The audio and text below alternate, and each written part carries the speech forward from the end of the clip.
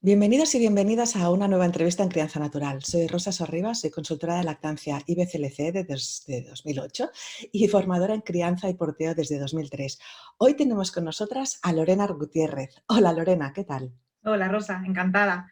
La verdad que encantada de estar aquí, de poder compartir este ratito contigo y con el resto de compañeras. Qué bien. Lorena es fisioterapeuta especializada en la salud de la mujer y del bebé, donde acompañas a mujeres y a sus bebés para que vivan esta época de vida con plenitud, como dice tu página web. También ayudas a profesionales sanitarios para que puedan hacerlo desde esta perspectiva respetuosa, ¿no? Cuéntanos cómo llegaste a ser lo que eres ahora. Bueno, pues la verdad que mirando hacia atrás han sido una suma de muchos pequeños y grandes aprendizajes y bueno, pues el haber, para mí mis grandes maestros, como siempre digo, son mis hijos, mis tres hijos. Soy mamá de tres peques de 7 años, 5 años y la pequeña de 4 meses. Y bueno, aunque siempre había tenido la inquietud de formarme más en el área de pediatría, la verdad, cuando en los primeros años de carrera profesional, pero bueno, pues poco a poco, aunque siempre ha estado presente eso, la salud del bebé, la salud de la mamá, fue la propia experiencia de maternidad lo que me hizo darme cuenta de pues, un antes y un después en mi visión. El darme cuenta, por una parte, como mujer, el ver qué necesidades tenía yo por parte, o en mi maternidad, qué necesidades tenía para acompañar el desarrollo de mis bebés, y por otra parte también hacer un poco de autocrítica, que suelo decir, desde el punto de vista de profesional de la salud, ¿no? De dónde estábamos llegando los profesionales sanitarios y dónde no estábamos llegando y qué creencias erróneas, qué información desactualizada o mitos estábamos arrastrando y los dañinos que pueden llegar a ser para la mujer en este momento. Así que eso fue uno de los grandes detonantes y en lo que trabajo día a día. Qué bien. Además de muchos vídeos y cursos ahora, claro, por la pandemia, pues los tienes online, con lo cual son accesibles a mucha más gente, ¿no? También tienes un libro que se llama Bebés en Movimiento, que lo escribiste con María del Mar Sánchez. Ajá. Cuéntanos un poco cómo surgió y de qué va el libro. Pues el libro es Bebés en Movimiento, justo lo tengo aquí, que es el subtítulo, que me gusta hacer hincapié en él por eso, porque es desde el punto de vista respetuoso del acompañamiento del bebé, de su desarrollo psicomotor, sensorial y postural. María y yo nos conocimos en una formación de fisioterapia, cadenas musculares y articulares GDS se llama, y bueno, pues empezamos a compartir nuestras reflexiones en otros ámbitos también, pero relacionados con el desarrollo del bebé, y viendo un poco, leyendo a diferentes autores y viendo bueno, pues qué nos resonaba en este acompañamiento y que como nuevamente como fisioterapeutas, ¿no? Contrastando un poco hasta qué punto muchas veces nos fijamos en lo patológico, ¿no? Tenemos una cultura como sanitarios más de pues encontrar la disfunción, encontrar la patología, hacer un diagnóstico, que por supuesto es muy Sí, importante, sí. pero eso a veces nos hace olvidarnos o alejarnos de la fisiología, y que el desarrollo del bebé no es una carrera a contrarreloj, que siempre pongo el ejemplo de la típica pregunta de examen, que era el bebé cuando sostiene la cabeza, ¿no? La regla mnemotécnica de a los 3 sostiene la cabeza, a los 6 se sienta, a los 9 gatea y a los 12 camina, más o menos venía a ser. Y bueno, pues en el libro lo que queremos es transmitir eso precisamente, la idea contraria, que hay una serie de fases que son importantes por sí mismas, no es, no, todas de ellas son muy importantes y todas de ellas merecen ser acompañadas y bueno, tienen su función desde el punto de vista de desarrollo postural, de desarrollo neurológico, y son la base, son el cimiento para posteriores aprendizajes del bebé o del niño más adelante. Claro. Empecemos un poco hablando de exterogestación, ¿no? Porque parece que, bueno, yo lo que explico en los cursos es que el embarazo humano, ¿no? Se redujo básicamente por la bipedestación y a otros factores, ¿no? Que no vienen al cuento, y con lo cual el bebé nace muy inmaduro, ¿no? El bebé humano es inmaduro de por sí, no sobrevive solo, ¿no? Algunos dicen 3 meses, otros dicen más, pero bueno, es igual. Lo que sí quiero decir es que estos al menos 3 meses ¿no? Que ha salido antes de tiempo, debería ser muy parecida a cómo estaba dentro, ¿no? Yo llamo la teta la placenta externa, ¿no? Ujú. Y que el bebé esté el máximo de tiempo posible en brazos. ¿Cómo ves el papel del porteo en la exterogestación? Porque el problema es que la madre ya no tiene un útero, ¿no? Donde sostener al bebé y un suelo pélvico, ¿no? Necesita, pues eso, algún tipo de herramienta, ¿no? ¿O cómo lo ves? Sí, pues la verdad que yo también en mis cursos para profesionales es algo que empezamos por ahí, hablando de la exterogestación, porque como profesionales nos han hablado muy poco de ello. Y siempre el saber que la regla o que nos ayude a identificar que el saber que el útero, o sea, que la gestación es parte de dentro del útero y parte fuera, como tú bien dices, en brazos. Hace poco vi un vídeo que me encantó de cómo es el desarrollo de los canguritos Oh, y en LinkedIn me pareció genial y bueno, pues se veía cómo el bebé nacía inmaduro, muy inmaduro en el caso de los canguros, y cómo se iba desarrollando en el interior de la bolsa. Y viéndolo con mis hijos decía, mamá, pues los canguros tienen el portabebé, pero los adultos tenemos tela para llevar a los bebés. Y es esa un poco la idea, ¿no? Es decir, como tú bien dices, con la verticalización de la pelvis, y también el aumento de tamaño craneal como especie, pues era incompatible. Entonces, el bebé sigue necesitando estar cerca y todas esas necesidades, un concepto que me gusta mucho es hablar del hábitat del bebé. El hábitat del recién nacido es el cuerpo de la mamá, igual que un animal va a encontrar su seguridad para su supervivencia, las condiciones climatológicas, su alimento, etcétera, en el hábitat donde es. Y si a un pingüino nos lo llevamos al desierto, pues no va a estar demasiado bien. Por lo mismo con el bebé, el calor, tienden a la hipotermia. El mantener la temperatura, el alimento, el sentirse seguro, el movimiento, que es el mismo que cuando estaba en nuestro útero, todo esto, ¿dónde lo va a encontrar? Pues no en ninguna cuna sofisticada, sino en nuestros brazos es donde encuentra la seguridad, y sus sentidos le hacen sentirse seguro de que, bueno, pues nos escucha nuestro corazón, nuestra voz, el olfato también le hace sentir que está donde tiene que estar, que está en sitio seguro. qué bien. De todas maneras, ya a mí me sorprendió mucho, ¿no? Porque me encontré en un congreso que fui en París a la doctora Nathalie Charpak, ¿no? Que es una experta mundial en método madre canguro, y ella me chocó mucho, ¿no? Porque me dijo que los bebés a término no hay que llevarles tanto como a un prematuro, ¿no? Que necesitan espacio para explorar. Claro, yo entendí cuando me lo explicó que ella está tan acostumbrada a ver bebés muy, muy graves que cuando ve un bebé sano a término es como, este ya, bueno, ya se puede ir en bicicleta, ¿no? Como aquel que dice. ¿Cómo ves el porteo en la maduración psicomotora del bebé? Pues bueno, Natalie Chapark y Niels Bergman para mí son dos de los grandes autores que referencio mucho y recomiendo siempre a los profesionales con los que trabajo, porque entienden muy bien la necesidad, y más todavía en prematuros, que habla muy bien Natalie Chapark de ello, de la importancia de completar ese desarrollo en el cuerpo de la mamá. Eh, Hay veces que está esta controversia o esta duda, ¿no? Incluso esta inquietud por parte de las familias de decir, ¿y si llevo a mi bebé encima, lo llevo porteado, no estaré limitando su necesidad de exploración, su movimiento, el explorar, el que se puede voltear? Bueno, pues entiendo esa inquietud, pero el movimiento, el apego, el contacto, todo esto sigue siendo una base, aunque no sea un bebé prematuro, o sea, más aún si el bebé es prematuro, pero aunque no sea un bebé prematuro, sigue necesitando pues estos estímulos y este contacto. Dependerá de cada bebé, depende de las circunstancias del nacimiento, etcétera, y es algo que también suelo repetir bastante, que siempre es necesario pues eso, establecer un vínculo de apego en cualquier caso, más aún si ha habido una prematuridad, un caso especial como bueno, pues un nacimiento de un bebé con alguna enfermedad, con o sin diagnóstico prenatal. O sea, hay que tener en cuenta que si todo va bien, por así decirlo, es importante.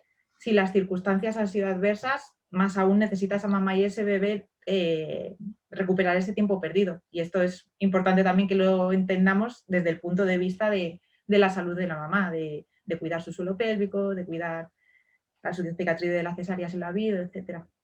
Ujú. Pero hay cierta controversia, ¿no? Por ejemplo, con el tema del tummy time, ¿no? Del tiempo boca abajo, ¿no? Parece que se puso de moda pues, para compensar un poco, ¿no? La recomendación del año 2000, ¿no? Donde se animaba, bueno, aquello que se vio, que si se animaba a los padres a que los niños durmieran no boca abajo, sino boca arriba, ¿no? Pues no habían tantas muertes súbitas y todo el tema, pero entonces vieron que aumentaba la plagiocefalia. Hablemos primero de la plagiocefalia. ¿Qué es la plagiocefalia? La plagiocefalia es una malformación o un aplanamiento, que malformación suena, muchas veces nos impacta más, pero es el aplanamiento de una parte de la cabecita del bebé. Puede ser o bien simétrica, el occipital, que es la parte posterior de la cabeza del bebé, que esté más aplanada. Hay veces que en algunos bebés hay asimetría, se puede asociar también a que haya una ligera tortícolis en el bebé y por eso gire más hacia un lado y tenga dificultad de girar hacia el otro. Entonces, esto provoca que el bebé, cuando está apoyado más en un lado, pues al ser una estructura muy maleable, el cráneo del bebé, se acaba aplanando más esa zona. Entonces, bueno, pues sí que es cierto que, como tú bien dices, Rosa, parece que como sociedad muchas veces nos movemos de extremo a extremo, ¿no? O es algo es buenísimo o es malísimo. Entonces, se pasó de poner a los bebés, dormía, o cuando dormíamos, mi madre me lo contaba mucho, ¿no? Que boca abajo, y de pronto era como que era malísimo que los bebés, se desaconsejó que estuviesen boca abajo dormidos, y se recomendó que los bebés estuviesen boca arriba. Esto se asoció también desde el punto de vista social, desde la crianza, ¿no? El modelo de crianza de no cojas a tu bebé que se acostumbra, si lloras que te está manipulando, etcétera. Entonces los bebés pasaron a estar mucho tiempo más boca arriba y los padres pasaron a tener miedo a cogerlos por si se acostumbraban y miedo a ponerlos boca abajo para jugar porque era malo. Entonces, no sé, se confundió los términos a mi entender, bueno, y también hablándolo con Pero, otros profesionales. perdona que te interrumpa, pero yo creo que esto de poner los niños de boca arriba fue en el año 2000 y lo de no lo cojas para que no se acostumbre fue mucho antes, fue en los años 50. Sí, bueno, pero que en algún momento también coexistieron, me Claro, sí, recomiendo. O sea, que me sí, refiero, sí, perdona, sí, sí. que, o sea, lo que me refiero es que, pues eso, el miedo a ponerlos boca abajo se confundió con el bebé que no durmiese boca abajo para Sí, evitar la muerte súbita, en pero definitiva, que era muy frágil. eso es, pero que es importante que estuviesen boca abajo, pues para jugar, se dejó también de Sí. poner a los bebés boca abajo. Entonces, bueno, pues ahí ahora nos seguimos encontrando, pues eso, la duda de pongo a mi bebé boca abajo, sí, no, y nos seguimos nuevamente encontrando, ponlo desde el principio, aunque llore para que se acostumbre, o no, no lo pongas boca abajo hasta que no se ponga por sí mismo.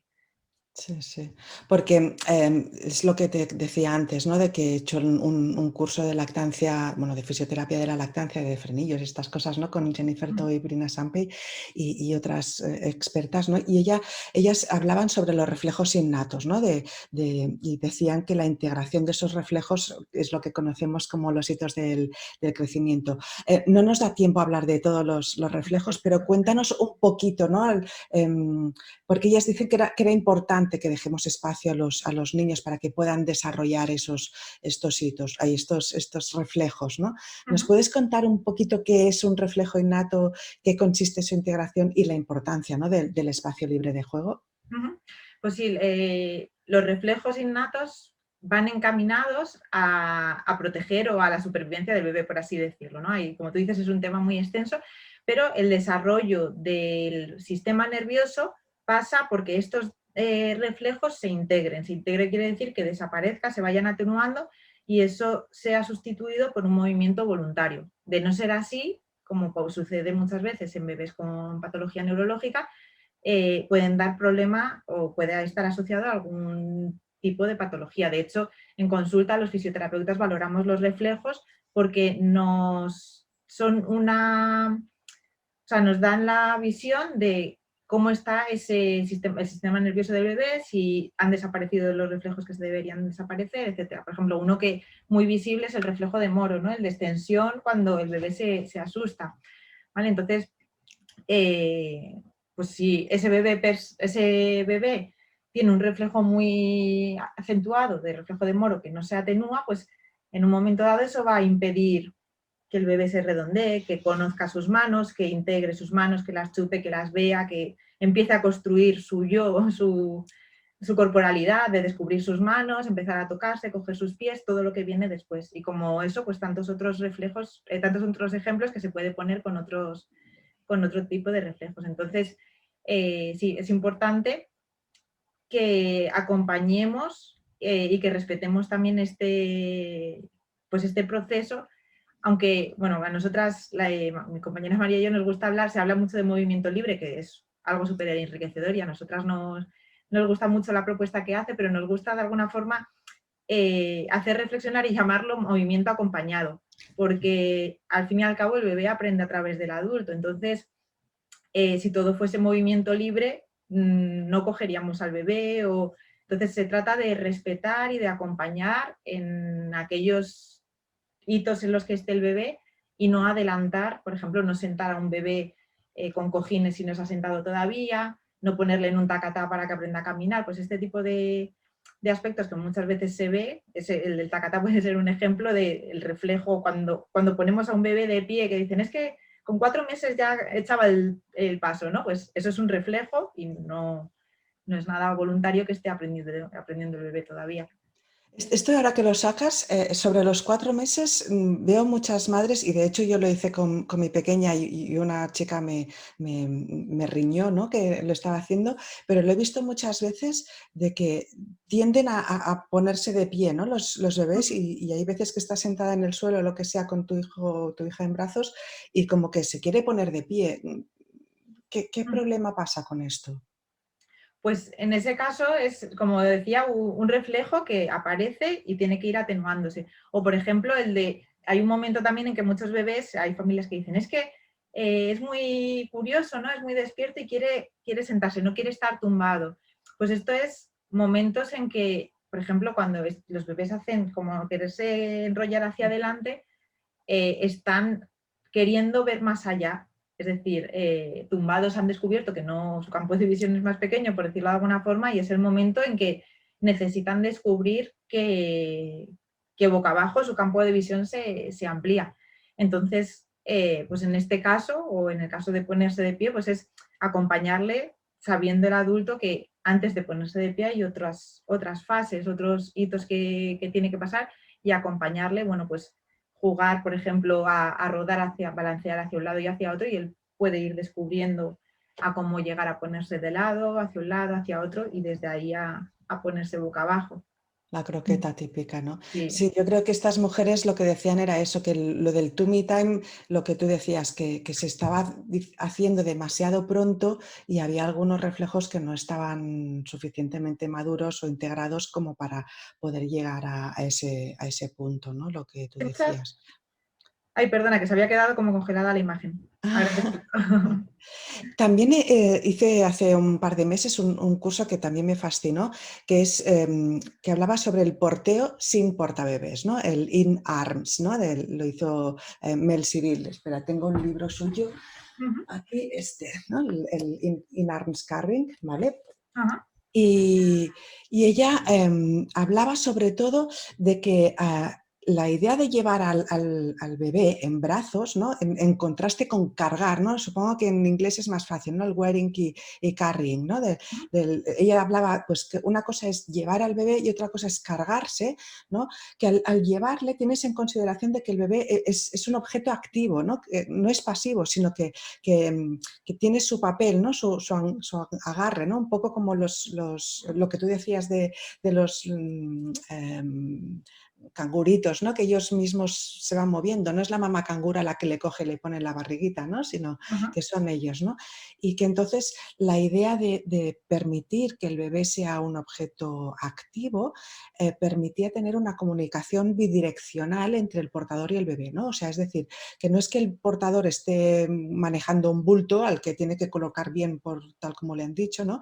Sino que el bebé toma un rol activo para colocarse en el portador, ¿vale? ujú. ¿Cómo lo ves esto? Pues me parece una perspectiva, la verdad que no la había oído antes, lo reconozco, y me parece una buena reflexión desde el punto de vista del papel o de la comunicación que establece el adulto con el bebé. El que no sea colocarlo y ya, sino bueno, pues que haya un diálogo, no tiene por qué ser verbal, un diálogo corporal, que es al fin y al cabo lo que establecemos con el bebé. Sí que es verdad que desde ese punto de vista estoy totalmente de acuerdo. Ahora, a nivel más biomecánico, me gusta también como fisioterapeuta, bueno, es algo que he experimentado mucho en mí y también he trabajado con mis pacientes, el ver cómo se coloca o cómo es mi postura cuando cojo a mi bebé sin portabebé y cómo es cuando lo cojo con un portabebé, pero suelo decir que, bueno, yo creo que los que nos dedicamos al porteo es algo que repetimos, ¿no? Que no todo vale a la hora de portear. Entonces, ver o sea, en qué forma el portabebé, el portear me ayuda a estar erguida, a que se active mi faja abdominal, que no esté con una postura chafada que pueda perjudicar mi suelo pélvico, etcétera. Entonces, sí que es cierto que cuando cogemos al bebé, por ejemplo, de forma lateral, automáticamente nuestra columna se lateraliza hacia el lado contrario. En esta hombro hay más tensión, de alguna forma también la cadera como que la utilizamos para apoyar un poco al bebé, o si lo cogemos delante, pues al coger al bebé delante, nuestra postura depende de nuestra tipología postural, pero hay mujeres que notan que su curva lumbar se acentúa más o se carga más en la zona interescapular. Entonces, desde ese punto de vista, yo me planteo el porteo como que ese diálogo sea beneficioso para los dos. No sé si me explico. Que, Sí, sí, sí. Ella de hecho, esto exactamente lo que estás explicando tú, lo dice que sin o sea, si tú llevas un portabebés, ya crees que ya vas bien y tiras, ¿vale? En cambio, que sin portabebés eres como más consciente tanto de tu bebé para que te comunique que no está bien y que tienes que cambiar de postura, como más de tu propiocepción, ¿no? De tu conocimiento de tu cuerpo y darte cuenta de que no, así no me gusta, voy a cambiar así. Y es mucho más dinámico y más fácil, ¿no? Pero bueno, me parece un tema que aquí en España no se conoce, ¿no?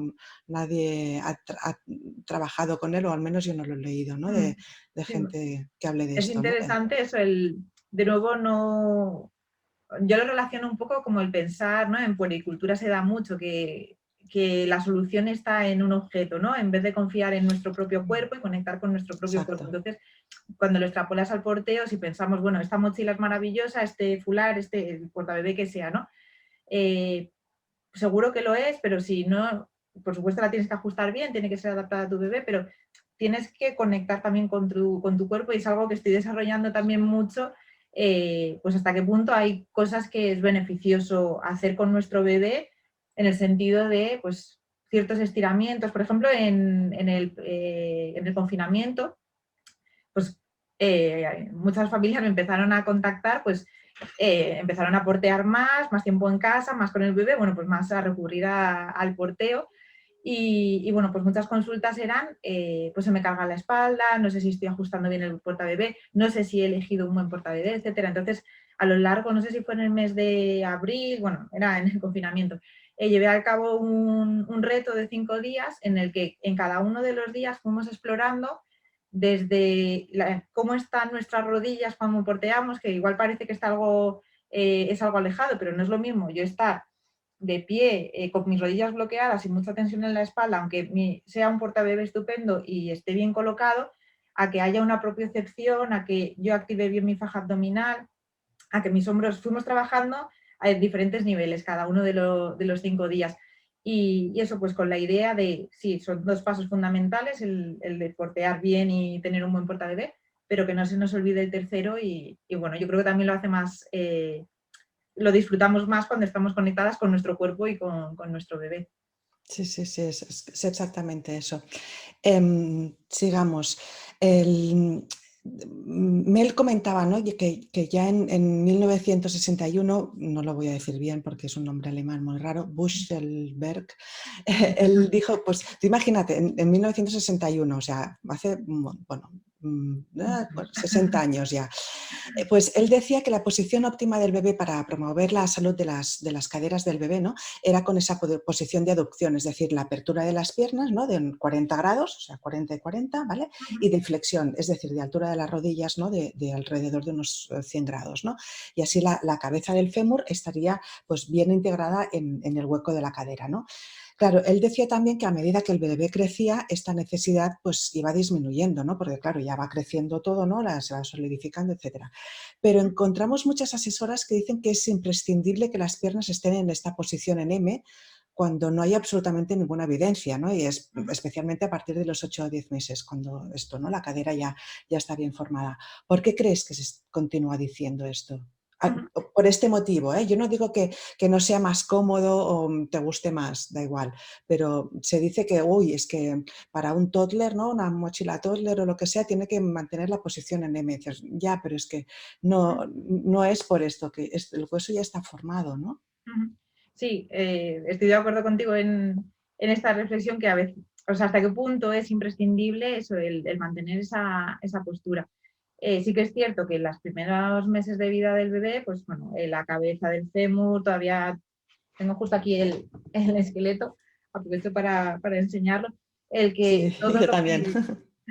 que rodea y hace que esta articulación en el bebé es inestable, pues que esté más coaptada, mejor colocada. Entonces, hasta que no hay un apoyo en ese fémur, en el fondo del acetábulo, que es cuando el bebé empieza, es progresivo, al principio no hay ningún apoyo, poco a poco tiende más a la flexión en las primeras semanas, meses de vida, poco a poco cuando el bebé ya se pone boca abajo, por sí mismo ya esa cadera va a estar un poco más extendida y cuando se pone a cuatro patas, ese apoyo en la rodilla hace que haya más presión en el fondo de la cadera y hace que esté más coaptada, tenga más estabilidad. Y ya cuando se pone de pie, pues más estabilidad todavía. Entonces, bueno, pues mi idea, o sea, como fisioterapeuta, mi reflexión es que no está de más y lo hace más cómodo para el bebé y también más cómodo para el adulto, el que vaya colocado. Es decir, que el panel llegue hasta el hueco popliteo y que las piernas vayan bien colocadas.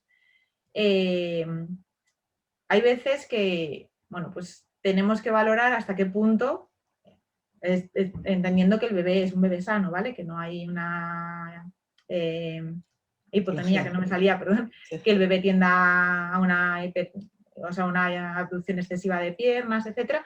En bebé sano, pues hay veces que pues familias que dicen, bueno, pues es que no sé hasta qué punto ya voy a utilizar el portabebé a partir de este momento, hasta qué punto es imprescindible llegar o cambiar el portabebé. Bueno, pues igual es cierto que sería más cómodo para ambos, pero hay veces que si hay una buena coaptación de la cadera y una buena estabilidad, bueno, pues siempre y cuando vayan bien colocadas y que las piernas del bebé no vayan hacia abajo, eh, como tú bien dices, lo imprescindible serían los primeros meses de vida, pero no tan vital, por así decirlo, a partir de cierta edad.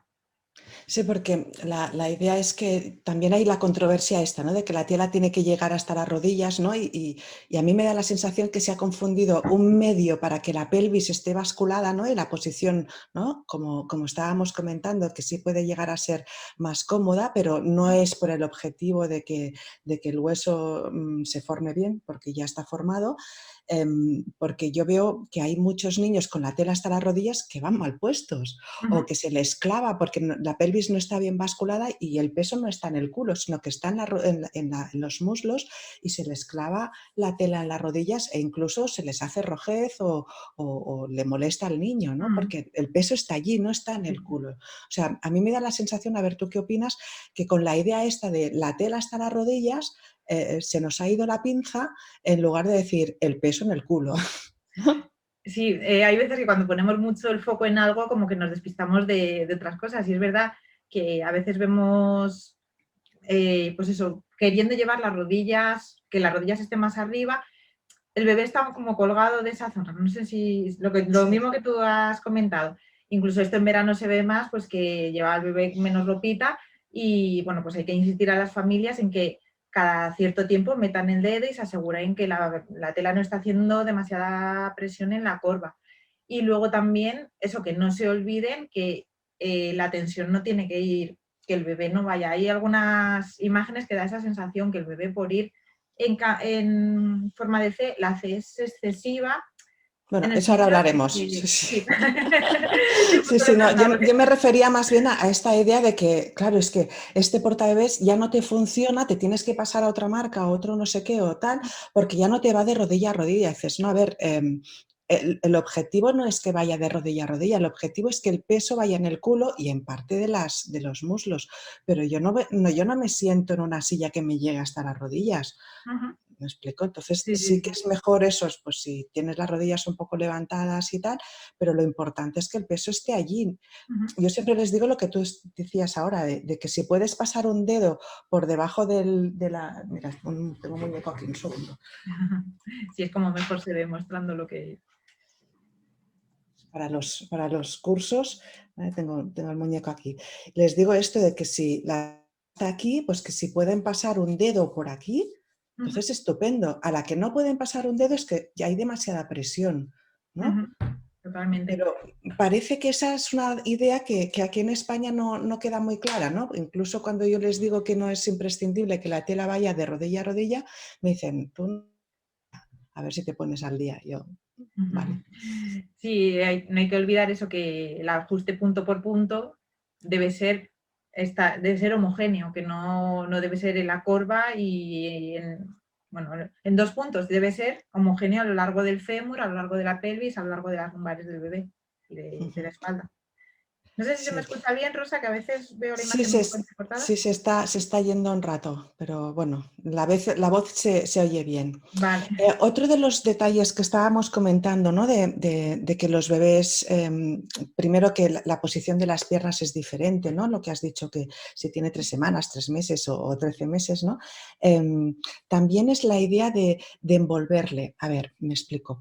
Hemos comentado lo de la exterogestación, ¿no? La idea esta de retención del bebé, pero incluso el Instituto de Displasia advierte de algunas sillitas de coche que son demasiado restrictivas, ¿no?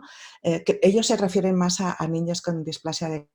Imagino que en general también se refieren, pues eso, ¿no? A tener que los niños tengan, pues bueno, como cuando les envuelven, ¿no? Con el swaddle, ¿no? Esto de que no se les tiene que encajar las caderas y las piernas. Eh, Siempre he tenido esta duda, ¿no? ¿Cómo lo hacemos con los fulares u otros portabebés donde se pasan largas horas inmóviles? Aunque sea en una postura fisiológica y muy buena, pero se pasan muchas horas. ¿Con el simple balanceo del movimiento del portador es suficiente? ¿Te refieres, perdona Rosa, o sea, la contención o la presión que hacemos en todo el Sí, cuerpo? sí, sí, a ver, no quiero dramatizarlo y que no llegue suficiente sangre al acetábulo y todo esto, como algunas habían comentado, de que en algunos casos, creo que había un par de casos en Suiza, que ocurrió algo así, ¿no? Pero me refiero a eso, cuando ves esos bebés que van tan apretados, ¿no? Con la tela encima, ¿no? De que el bebé está así y una tela y otra, ¿sabes? Tantas tiras aquí encima de los muslos que los niños no pueden mover las piernas para nada, ¿no? Que a ver, no se van a pasar 24 horas así, que van a estar tiempo entre el cambio de pañal y todo, pero hay veces que me pregunto, ¿no sería, no es perjudicial estar tanto tiempo allí sin poderse mover? Pues mi opinión es que desde el punto de vista de, como decíamos anteriormente, el porteo es un diálogo entre el bebé y el adulto, entonces en el momento en que estamos percibiendo que el bebé necesita moverse, pues si damos respuesta a esa necesidad, todo iría bien. Sí que es cierto, lo que comentabas, en algún caso yo también he leído el tema de necrosis avascular, Eso. porque viene, o sea, que va a haber algún problema de desarrollo como en el fondo de la cabeza del fémur. Ujú, Creo, corrígeme si me equivoco, que esta conclusión venía del tratamiento ortésico que se hace para la displasia de cadera en bebés que sí que tienen una inestabilidad de la cadera que de ahí viene un poco la recomendación de los ángulos, ¿no? De cómo se tiene que colocar el fémur con respecto a la pelvis del bebé. Claro, no es lo mismo el tiempo que está un bebé con una órtesis por displasia de cadera, que ahí se recomienda incluso en casos más severos quitarla para el aseo del bebé y poco más, o cuando es un yeso, están Sí. constantemente con el yeso. Entonces, no es lo mismo esto que un bebé porteado en el que pues, el adulto se está moviendo, en el que hay un diálogo y una posibilidad de cambio de postura del bebé y como tú bien dices, no son 24 horas las que está el bebé encima o en la misma postura, digamos. Sí, sí. Pero me parecía curioso, ¿no? Sobre todo, me imagino que estoy influenciada por estos últimos cursos que he recibido, ¿no? No tanto el movimiento libre, ¿no? En cuanto a, o en cuanto a Amy Pickler, ¿no? La idea esta de que el bebé no puede estar en una posición que no llegue por sí mismo, que a mí me parece un poco salvaje, ¿no? Me encontré en un caso una madre de una niña de 6 meses que no la había puesto nunca en forma vertical, no la había llevado en portabebés nunca porque hasta que ella no fuera capaz de ponerse en forma vertical por sí misma, ella no la iba a poner. Y dije, pero si ya lo estaba en forma Ujú, vertical, pero boca abajo, ujú, dentro de sí, tu barriga. Es como, por Dios, ¿no? Pero un poco sí que, hay veces que sí que veo madres, ¿no? De que como el porteo es lo mejor, como lo de la esterogestación, como que no dejan este tiempo de juego, ¿no? ujú, ¿Sabes? Entonces, igual ujú, en ese momento sí que pienso, igual un poco como Natalie Charpak, ¿no? De que igual una cosa es dejarle todo el día en el cochecito o en el maxicosi o la ujú, cuna y otra cosa es llevarle 100% en brazos, ¿no? De que sí. Sí, en el también término sí medio que... está la virtud, como se suele decir. Sí, sí, ¿no? Sí, de hecho, estoy totalmente de acuerdo contigo, Rosa, en las observaciones y en la aportación que hizo Amy Pickler al desarrollo del bebé. Bueno, fue maravilloso en lo que al respecto del desarrollo del bebé Sí, se refiere, pero tenemos que tener en cuenta también el contexto histórico, que eran niños institucionalizados que es que no tenían apego, no tenían, o sea, que las necesidades básicas como el bebé no estaban cubiertas. Entonces, sí, el respeto, el observar, ahí dio, pues eso, muchísima luz al desarrollo del bebé. Ahora, vuelvo a lo que comentaba al principio, que nos gusta más hablar de movimiento acompañado porque el bebé, bueno, pues hay bebés que por no ser puestos, no ser cambiados de postura o no ser porteados, que el porteo también lo recomendamos para evitar la la plagiocefalia. plagiocefalia. Pues hay plagiocefalias secundarias a eso, a haber dejado al bebé en una postura en la que no llega por sí mismo. Entonces, de hecho, bueno, la Asociación Española de Pediatría también recomienda, no indica explícitamente el porteo, pero sí que el bebé sea mantenido en brazos pues para evitar este tipo de disfunciones a Claro, nivel cráneo del bebé. porque además estas disfunciones, o sea, no es algo solo estético, sino tenemos también problemas, ¿no? De desarrollo psicomotor, de desarrollo craneal, o sea, cerebral, ¿no? Porque no hay unas presiones que el cerebro no puede crecer, ¿no? O Sí, a sea, veces sí que es algo muchas veces llamativo y que a las familias lo entiendo perfectamente, que asusta, porque la derivación que se hace desde cuando a un bebé tiene una plagicefalia de más de X grados se le deriva al neurocirujano. Una plagiocefalia, perdón, no tiene por qué estar asociado a un desarrollo, o sea, a un no, problema de no, desarrollo del bebé, pero pero sí puede que puede, o causarlo. sea, que no nos podemos quedar con que sea simplemente estético, porque muchas veces no lo es. Hay veces que, pues si hay un problema en el cráneo, también lo puede haber en la succión, en la lactancia, o bueno, pues a nivel de desarrollo, pues si el bebé siempre está en esta postura, pues igual tiene dificultad para integrar uno de sus lados, a nivel Ya. visual, o sea que... Sí, sí, sí, sí, sí, sí. Luego también vamos al tema de la espalda redondeada en C, ¿no? Porque hay veces que los padres tienen más en cuenta esta concepción, ¿no? De que el bebé, la espalda del bebé esté completamente redondeada. Yo siempre digo que lo de la espalda en C depende del tipo de letra, ¿no? De si es Tahoma, si es Verdana, si es Arial o qué, ¿no? Y muchas veces eso, los padres tienen más en cuenta esta idea, ¿no? De la misma manera que hemos dicho lo de las piernas en M, pues la espalda en C, ¿no?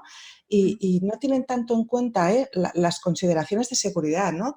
Contra las que, pues, a ver, si tienes la espalda en C, si el bebé tiene la espalda en C, pues la seguridad, que es lo más importante de que la barbilla esté separada del torso, no se puede cumplir, ¿no? Entonces, a ver, yo esto cuando lo comento con algunas expertas internacionales, ellas me dicen que es evidente que es peligrosísimo que la parte superior de la espalda esté curvada, ¿no? Pero en cambio aquí en España todavía se sigue peligrosamente este dogma, ¿no? Como grabado en piedra, ¿no? Y claro, entonces no me extraña que haya hospitales como el de aquí de San Juan de Dios y otros que desaconsejen el porteo hasta los 4 meses, ¿no? Aquí hay algo que no cuadra, porque vamos diciendo el mantra este de que la espalda en C y eso, perdón, pero mata niños, ¿no? Entonces, ¿qué La estamos haciendo? puntualización de la C me parece, o sea, me parece oportuna porque, bueno, pues plantearnos, ¿no? Cómo como tú dices, cómo de grande o cómo de curva es la C y hasta dónde llega esa C.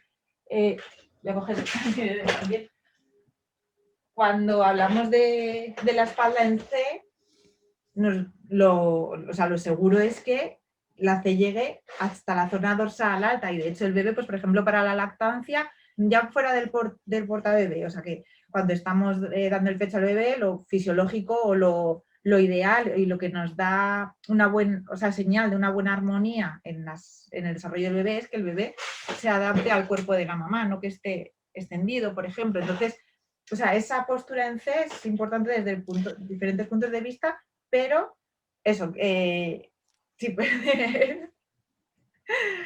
el que, o sea, que llegue hasta aquí para que las vías respiratorias estén libres. O sea, eso es fundamental, que la seguridad prima por encima de todo.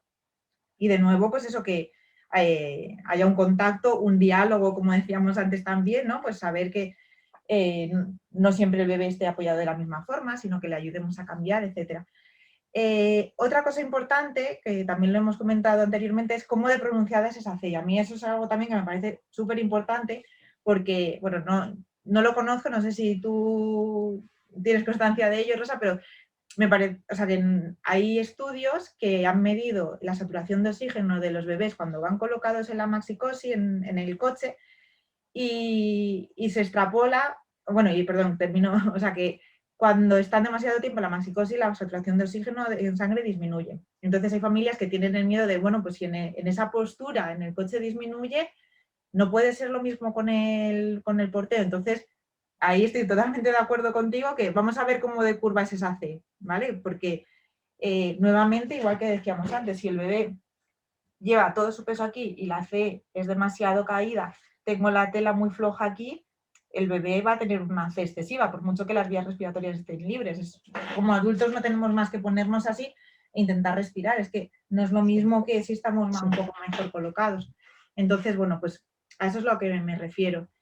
Por eso muchos perdona que te interrumpa, muchos, tanto Mel como Jennifer Tow y muchos otros, en lugar de hablar de C, hablan de una J, porque entonces sí que es como muy redondeada la parte de abajo y nos asegura que la parte superior, esta parte superior, esté más recta, ¿vale? Porque si no, al hablar de la C, da mucha la sensación esta de aquí. Y a mí lo que más me preocupa es que a muchas familias les importa más que la espalda esté en forma de C que no que la barbilla esté separada. Y yo siempre que alguien viene a consulta a comprar algo, lo que sea, me llama por teléfono, les digo, lo más importante no es la C, es esto. ¿Vale? Porque lo que tú has dicho de que cuando un bebé toma pecho, sí que está en forma de J, es decir, sí que está redondeado, pero la cabeza está muy tirada para atrás. Si no, no Hay una tiene un buen extensión. agarre. Sí, de Si no, hecho el es lo que bebé se produce cuando decimos que el pezón esté a la altura de la nariz para que tenga que hacer una ligera extensión. Sí que con respecto a la J, me parece un punto de vista interesante, pero me gustaría hacer alguna puntualización, Rosa, que es algo también que como fisioterapeuta, bueno, en el equipo, que esto es algo que hemos compartido con José Luis García Morales, Carolina García Cabeza, María Sánchez, compañera con la que he escrito el libro. Como fisioterapeutas tenemos esa visión de, bueno, pues qué es lo que está pasando en la columna vertebral del bebé. Y a nivel dorsal es algo muy interesante ver, y muchas veces es motivo de consulta, y es algo que tratamos en consulta, que seguro que a todas nos ha pasado pues bebés que dicen, no, es que lo llevaban en el portabebé, o familias que no están muy familiarizadas con el porteo, no, es que no soportaba la postura así, iba muy contento mirando hacia adelante, o es que mi bebé era muy cotilla y no quería ir con la cabeza apoyada, estaba mirando, o una serie de signos clínicos que nos dan información de que hay algún tipo de tensión o reflejo o lo que sea que no le deja al bebé estar a gustito apoyado sobre el pecho de su papá o su mamá. Entonces, hay veces que, o bien porque haya habido pues, la forma de nacimiento, ¿no? Que ha habido una atracción, o bien porque haya bebés prematuros que no se ha tenido en cuenta a nivel postural, que han activado mucho el reflejo del moro y se queda instalado, o bebés con reflujo, también lo vemos mucho, ¿no? Que tienen dificultad para el redondeo y no están cómodos redondeados por algo, no sé si me explico. Entonces, ahí nos gusta también ver, pues eso, como bien dices, la C según quien la escriba y la J también según quién, porque si la J aquí implica que el bebé tenga una dificultad para el redondeo, podemos estar ocultando otros signos sutiles o no tan sutiles que van a frenar de alguna forma el desarrollo del bebé. Yo lo que veo de todas maneras que una cosa es que el bebé tenga una dificultad para el redondeo y otra es si ese redondeo es beneficioso, porque si el redondeo implica que se le caiga la cabeza porque le vamos a dejar espacio para que se le caiga la cabeza, eso va a implicar pues una dificultad en la respiración, que es lo que decías que ocurre pues con los maxicosi, con lo que sea. Mira, recuerdo un taller que de una vez que al final se quedó una madre embarazada y me dice, Rosa, tienes que explicar más esto de la cabeza, dice, porque soy enfermera pediátrica en el Hospital de San Juan de Dios de aquí de Barcelona, en urgencias, dice, no te puedes imaginar la cantidad de niños que vienen azules de esto, de pasarse demasiado rato con la cabeza así en un maxicosi. No se mueren porque, digo, sí, porque están en cetosis. Dice, eso me lo tienes que contar algún día, digo, vale. Pero no se mueren, pero llegan que están azules. O sea, están completamente azules de la falta de oxígeno. Entonces, yo me refiero a que no tenemos que, o sea, por supuesto que cuando le llevamos en el portabebés, pues llegará antes de nuestra percepción de ver que no se pongan azules, pero que tampoco creo que sea tan imprescindible que el bebé tenga que estar con la cabeza bajada cuando sabemos que eso es un riesgo, ¿vale? Y por otro lado, hablando también con Nils Berman y su mujer en un curso de uno de los cursos que nos dio, pues le pregunté cómo tenía que estar apretado el bebé, si tenía que estar muy apretado o poco. Y Jill me dijo, cuando tú veas que ya está suficientemente bien, que ya no se va a mover, apriétalo una pulgada más, 2,5 centímetros más. Digo, hostia, pero lo voy a chafar. Dice, sí, sí, de eso se trata, que lo chafes. Claro, estamos hablando de prematuros, de bebés muy, muy delicados. Te lo chafas y entonces se abren las costillas, ¿vale? De la caja torácica y obligas al bebé a hacer respiración abdominal. Y yo me quedé, digo, ¿perdón? A un bebé prematuro, súper indefenso y tal, le tengo que apretar para que respire por la barriga. Claro, eso me quedó en plan, bueno, pues entonces a un niño mayor, o sea, que no es prematuro, yo no digo apretarle tanto, pero que eso de dejarle suelto aquí para que esté bajo, ya no lo tengo tan claro, ¿sabes? Me parece que es aún más, no digo apretarle tanto, pero sí que esté muy sujeto para permitirle lo que tú decías, ¿no? De tener la espalda recta. ¿O estoy aquí desvariando? No. Y bueno, de hecho me estaba viniendo la imagen de cómo colocan a los bebés con el Kanga Carrier que desarrollaron Nils Berman y Jill Berman, y llama la atención que dices, madre mía, la poquita cosa que es, ¿no? Como que es una presión firme la que hacen. Y bueno, y ellos tienen la seguridad de que están monitorizando al bebé, saturación de oxígeno, etcétera. O sea que ahí, bueno, en estos casos llama la atención, pero sí, yo me he encontrado muchas veces que el caso más frecuente o el fallo más frecuente es que los bebés se queden demasiado flojos, a que muchas veces hay papás que dicen, sobre todo, a ver si me voy a pasar de apretar, y una corrección frecuente a veces puede pasar, ¿no? Que sea excesiva la tensión, pero la corrección más frecuente no es esa, es que se queden demasiado, o bien la tela demasiado floja, o bien que nuestro gesto corporal sea de a ver si lo voy a chafar, ¿no? El ahuecarnos, el redondearnos, y eso también hace que pierda tensión el portabebé. Sí, sí. También algo que me ha parecido muy curioso en estos cursos que he hecho es que la cabeza, que dicen que la cabeza del bebé, el recién nacido, ¿no? Que no debe sujetarse firmemente Cuando está despierto, o sea, cuando está dormido, sí, por supuesto. Ujú. Y si nos movemos de forma abrupta, también. Pero si vamos andando y el bebé está despierto y tal, tenemos que dejarle la cabeza sin tapar, cosa que yo siempre había oído que no, no, no, sobre todo cuando son pequeñitos, que no sujetan bien la cabeza, taparla.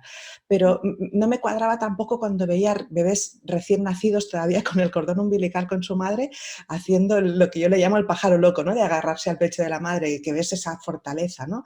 Eh, Ajá. Aclárame, por favor. Sí, pues nuevamente volvemos a, o sea, lo repetimos, pero es algo muy importante, ¿no? Ese diálogo, pues hay veces que incluso los bebés recién nacidos tienen esa, pues por reflejos, o sea, esa capacidad de mantener. No se trata de llevarlos caminando y que la cabeza vaya, pero sí ver, pues eso, cómo responde. Ahora también nos puede dar muchas pistas el ver si un bebé no soporta nunca el que curamos su cabeza, pues nuevamente igual es que hay una dificultad para el redondeo y no que el bebé sea muy despierto porque con semanas de vida no le toca todavía hacer ese gesto. Claro. Vamos ahora a otro término así un poquito controvertido, ¿no? Todos más o menos sabemos, al menos parece que sabemos lo que es un portabebés ergonómico, ¿no? Que respeta la fisiología del portador y del bebé, pero parece que el concepto de portabebés evolutivo es bastante confuso, ¿no? Porque yo lo he preguntado en otros países y nadie sabe lo que es, ¿no? Fuera de España parece que nadie sabe lo que es.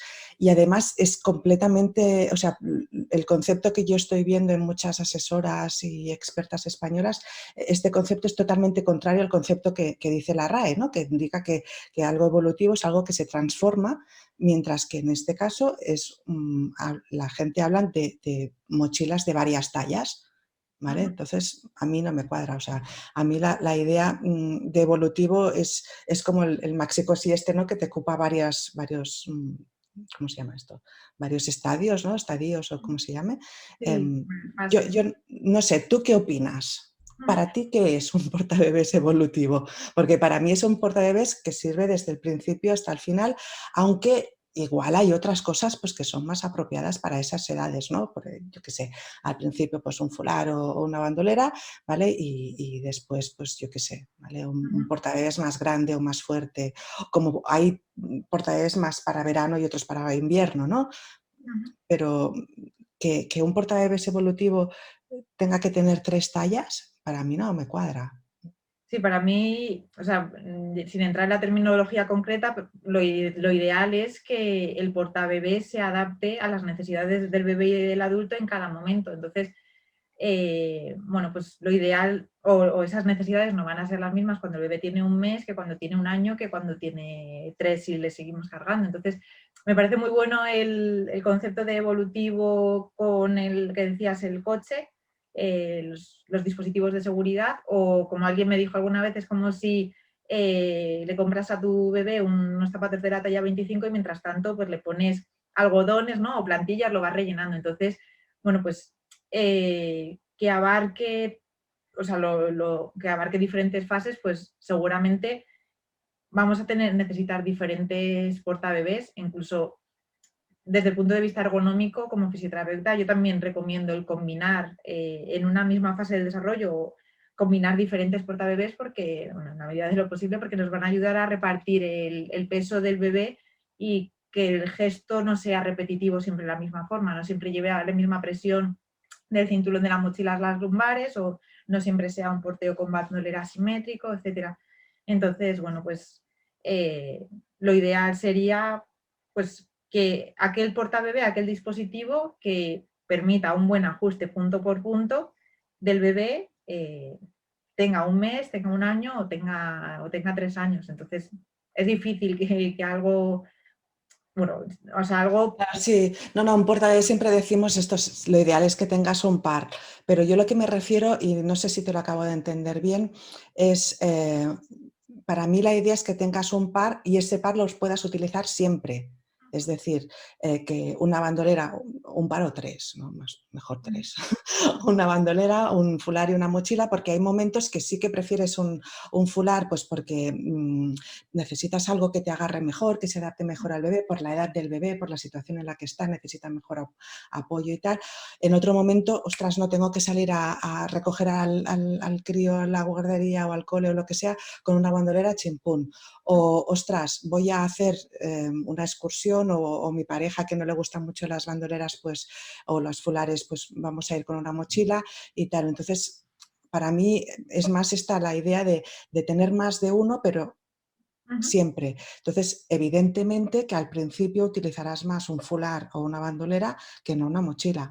Y luego más adelante, lo más seguro es que utilizarás más una mochila que el fular o la bandolera.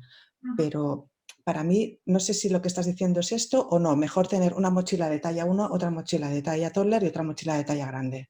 No, me refiero que, bueno, de hecho, para mí los más evolutivos, bien utilizados, porque no siempre se utilizan bien, es el fular tejido y la bandolera. Eso sí que, o sea, es evolutivo en el sentido de que no es algo preformado, que siempre bien utilizado vas a hacer un ajuste en punto por punto, etcétera. Entonces, en el momento que queremos simplificar un nudo de fular, un portabebé preformado, al fin y al cabo lo que busca es eh, minimizar el hándicap para quien lo sea el hándicap de la parte técnica, de tener que ajustarlo, etcétera.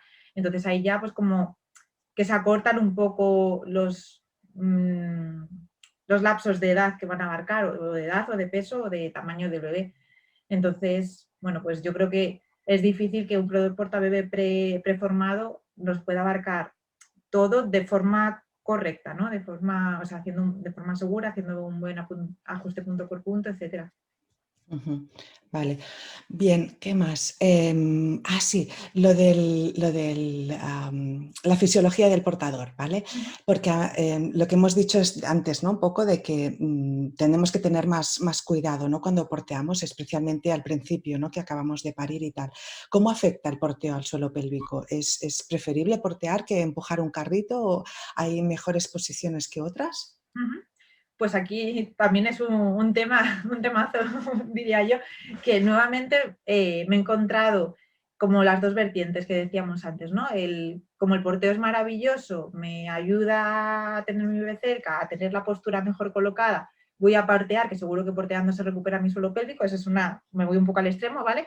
Y otro extremo desde el punto de vista del suelo pélvico, tu suelo pélvico se tiene que recuperar, no cojas al bebé, ¿vale? Entonces me parecen dos puntos muy alejados en el que el porteo sí es maravilloso, el porteo nos ayuda a tener una mejor postura, pero solo por el hecho de portear el suelo pélvico no se va a recuperar. Incluso hace poco me hicieron una pregunta que me hizo reflexionar. ¿Se puede producir una disfunción de suelo pélvico por portear, un prolapso, una incontinencia?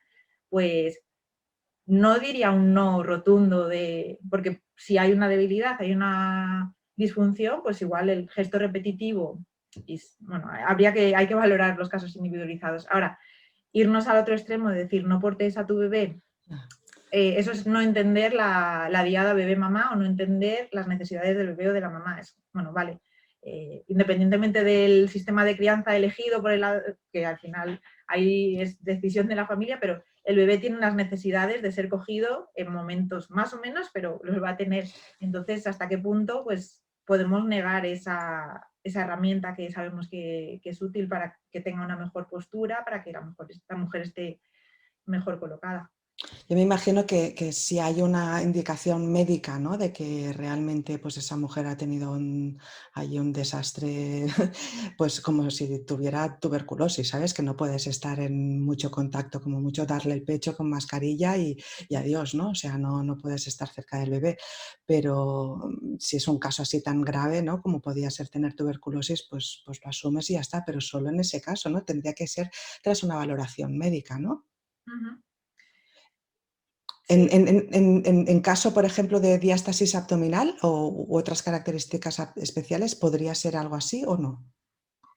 el no portear nada, ¿te refieres? O O portear menos. ¿O qué tienen que hacer las mujeres que tienen una diástasis abdominal diagnosticada y quieren pues portear?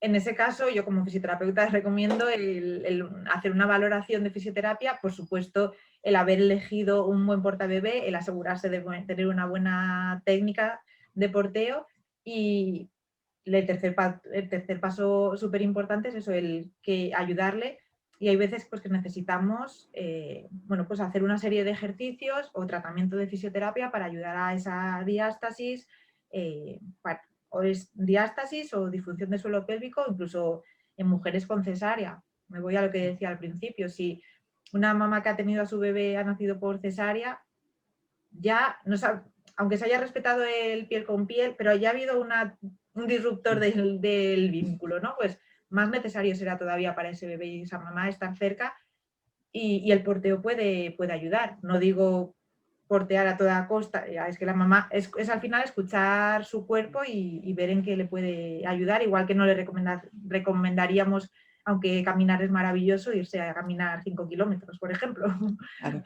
¿Qué posturas le recomendarías en este caso, ¿no? De una diástasis abdominal o de un suelo pélvico muy deteriorado? Pues recomendaría intentar que sean simétricas en la medida de lo posible y, y hay algo que, bueno, es algo en lo que estoy profundizando también y reflexionando mucho bueno, y muy receptiva a ello porque es algo que me interesa, que también, como otras cosas que tú has comentado, que se repiten como dogmas, ¿no? El hecho de que hay nudos que sean hipopresivos o no hiperpresivos, ¿no? Entonces, estoy de acuerdo en que es importante liberar la zona del abdomen, pero es como un globo, ¿no? Si el globo lo chafamos y lo apretamos, pues por algún sitio saldrá la presión y lo más débil pues es el suelo pélvico. Pero hay veces que, pues si estamos porteando con fular, por ejemplo, yo encuentro muy útil con las pacientes que he trabajado y además bueno, lo hago a diario casi ahora con mi hija, o sea, muy cómodo también el hacer la medida de lo posible el twist, si porteamos con fular, es decir, que el Sí. fular rodee la pelvis. O sea, que no nos quedemos en la parte del ombligo, sino si podemos llegar a la zona de la pelvis, como rodear con el fular y dar contención. ¿Vale? Esto nos ayuda también, como desde el punto de vista propioceptivo, a que dar la señal a que la faja abdominal se active un poquito más. O sea, en lugar de hacer el nudo en la cintura, bajarlo, o sea, lo que dices aquí abajo, ¿no? Enrollarlo aquí abajo y entonces que sea más aquí. Eso Vale, es. vale. Sí. Eso es.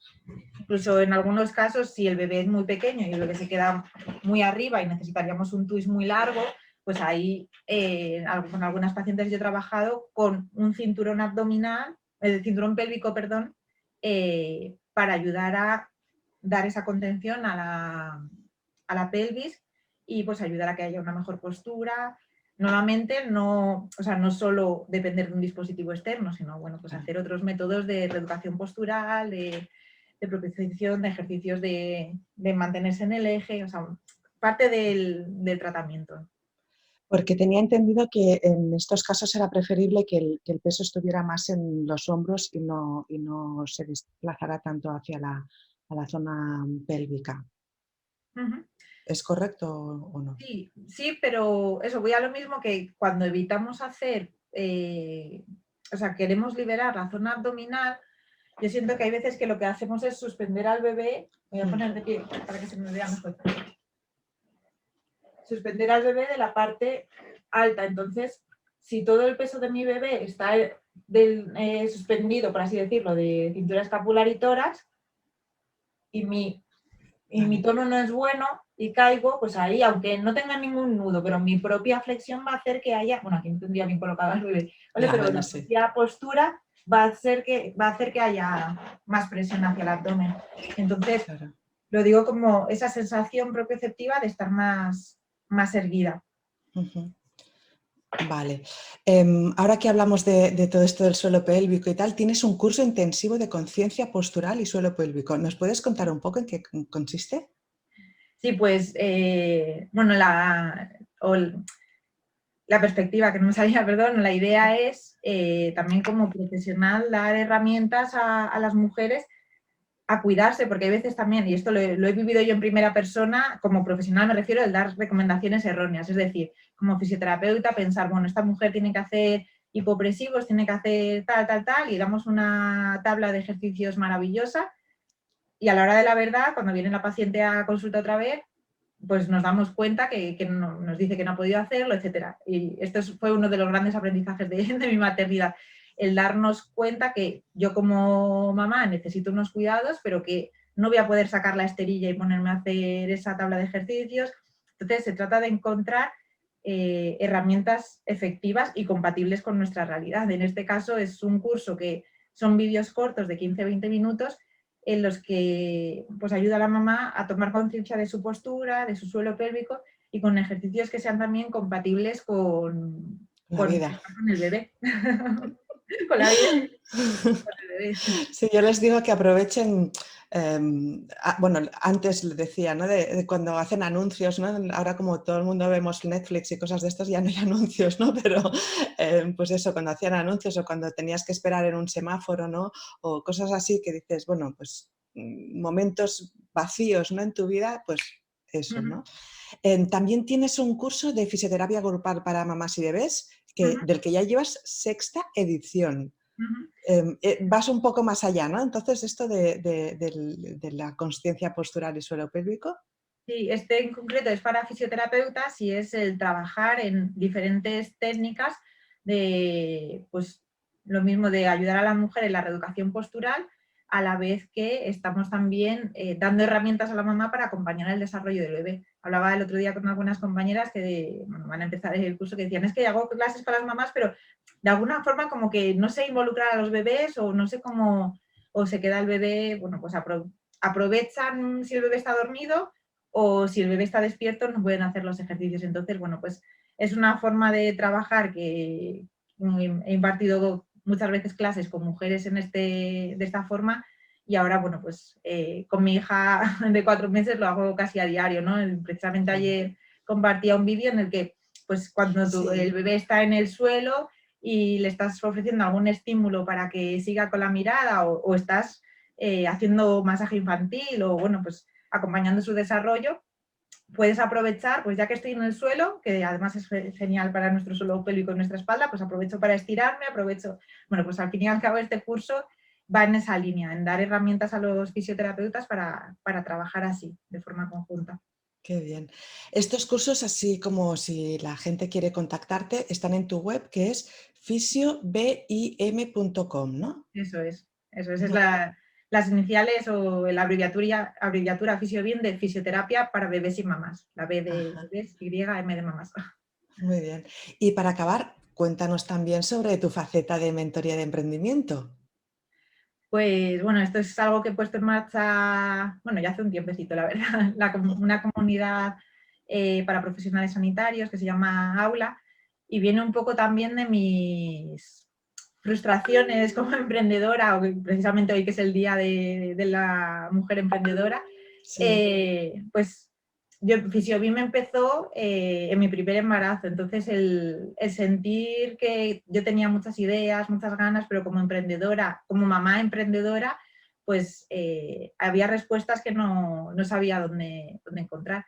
Entonces, bueno, pues en esta comunidad lo que tratamos es eso, de hacer esa tribu profesional, el profundizar en diferentes temas, hay como 5 bloques en los que está el porteo, por supuesto, pero también la salud postural en embarazo y posparto, suelo pélvico, desarrollo del bebé, lactancia materna también.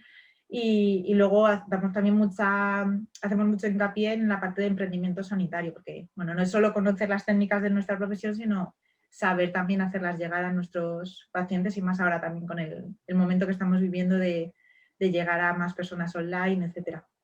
Pero entonces, a ver si me he enterado, porque yo pensaba que era más emprendimiento a nivel, pues, de herramientas para las mujeres para poder desarrollar sus empresas, ¿no? Pero veo que es más de conocimientos, pues, más de maternidad. Ujú. Sí, está centrado, sobre todo no todas las alumnas son mujeres, pero enfocado en mujeres emprendedoras que son sanitarias. La mayoría somos fisioterapeutas. También hemos tenido médicos, enfermeras, matronas y bueno, pues muchas de ellas también emprendiendo desde casa o en consultas o con diferente tipo de colaboraciones, pero hay veces que, bueno, pues con las dificultades o, por ejemplo, personas que se han especializado en pediatría, pero pues sienten que no tienen la destreza suficiente o tienen dudas sobre lactancia, pues un espacio también para compartir y para resolver aquellas dudas que como profesionales, siempre digo que recomendamos muchas veces a los pacientes, a nuestros pacientes o a nuestras usuarias que tengan una tribu y bueno, pues Sí, como profesionales también necesitamos tener esa tribu de apoyo. sí, sí, sí, sí, qué bien, qué bueno. Pues nada, no sé si hay algo que te gustaría comentar que no te haya preguntado.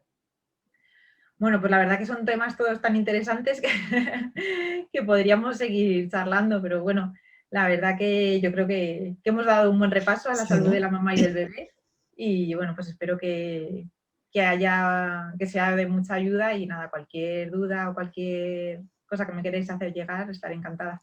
Estupendo. Pues muchísimas gracias, Lorena, por tu amabilidad. Ha sido maravilloso.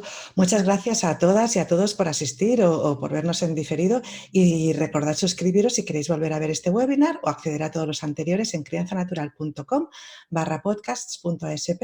Y nada, si estás embarazada o tienes ya niños o niñas o trabajas con ellos, pues no te los puedes perder. Cada jueves a las 6 de la tarde nos vemos en una nueva e interesante entrevista. Visita las redes sociales para saber quiénes tendremos la próxima semana. Pues nada, muchas gracias, Lorena. Gracias. Gracias, Rosa. Chao.